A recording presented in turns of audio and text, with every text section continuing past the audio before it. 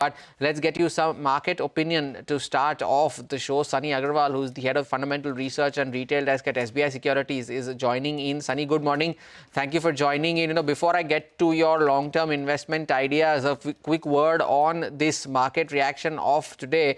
Would this mean that the focus now again goes back to earnings, fundamentals, growth? Or does this still remain an overhang in the backside? What would you treat the market as right now?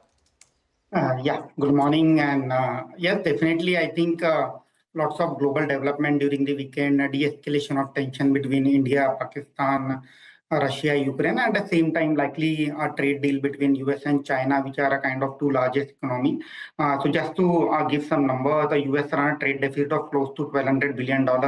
And China account for close to 24-25% of that trade deficit out of that $1,200 billion number.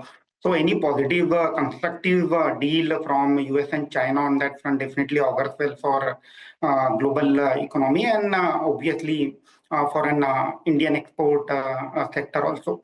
So as of now, it seems to be a pretty good runway, at least in the short term. I hope that there is no further escalation in tension as far as India and Pakistan is concerned. Coming to earnings, yes, definitely earnings this quarter has been a kind of a mixed bag so far. So we have seen a few companies delivering a better set of numbers within the sector. A case in point, ICICI Bank, HDFC Bank within banking as a sector. Housing finance, we have seen a robust set of numbers from PNB Housing. So again, a kind of mixed bag of earning so far. But again, we are hopeful that maybe 1Q FY26 is the quarter where earning downgrade cycle should bottom out. And again, we look forward to a kind of 10 to 11% kind of earning CAGR growth for Nifty 50 company between FY25 to FY27 period.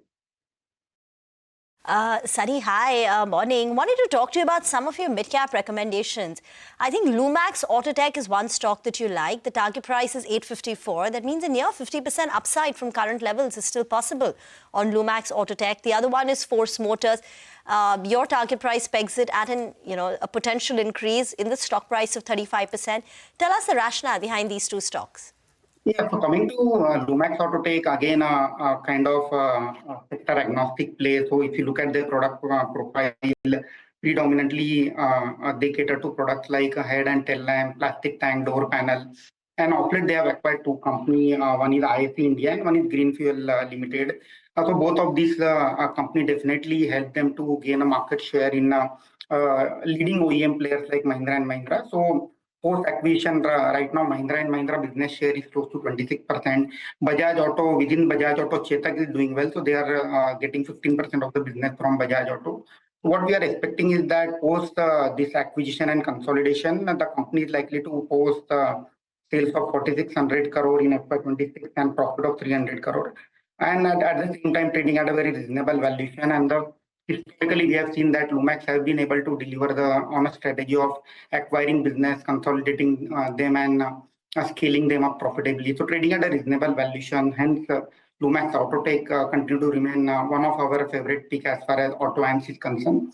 Coming to Force Motor, again, there we have seen that in FY24, company has shut down their tractor business, which was a kind of loss-making drag on the earning.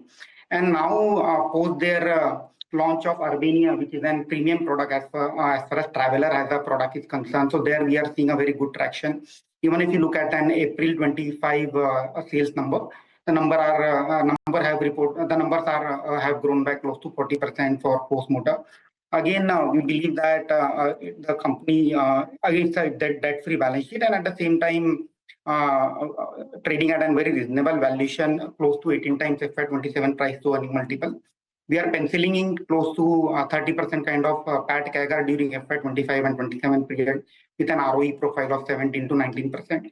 So our fair value target on Force Motor is the 13,200.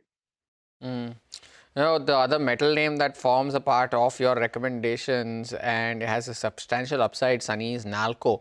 And you're expecting close to a 50% upside there as well.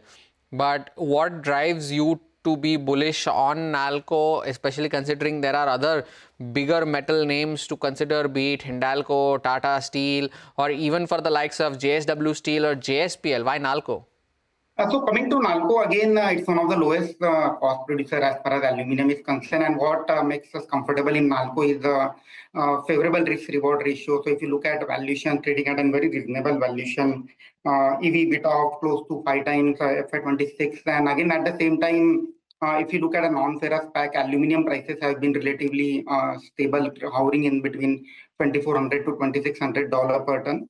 And again, recently they have won some mining rights also. So we believe that valuation is something which gives us a lot of comfort as far as Nalco is concerned. So we are penciling in close to 4,500 crore PAT number for FY27. And that is the reason we have chosen Nalco among the entire metal pack. What about pharma? US President Donald Trump has said that the pharmaceutical prices in US are very high, and he's going to sign an executive order at 9 o'clock US time and bring down prices by 30 to 80% by instituting a most favored nations policy. Now, pharma stocks were clearly worried, names like Sun Pharma, Cipla. I think the index was down 2% in open, though it's managed to recover. What are your thoughts on pharma and this overhang? Yeah, I think would not like to read much into the just basis of one tweet. So would like to delve into the detailed policy, what exactly our US is trying to do as far as pharma is concerned. One has to keep in mind that anyway, generic as a business is not commanding such an high margin. It is only a formulation piece which is likely to get impacted. So again, would like to wait for more clarity from US on the pharma front. Wait for more clarity from the US on the pharma front. Of course, we'll get more clarity maybe later tonight, at least if not on the tariffs, at least on the drug pricing front. But Sunny, thank you so much for sparing time and joining in today with your views on the markets and on specific stocks as well. We take a short break. Just before we do that, KPR Mill is another earnings reaction. That's down 8%, the top loser on the Nifty 500 at a time when the broader markets are soaring and soaring higher in today's session. Take a short break and back with the commodity space with Manisha Gupta.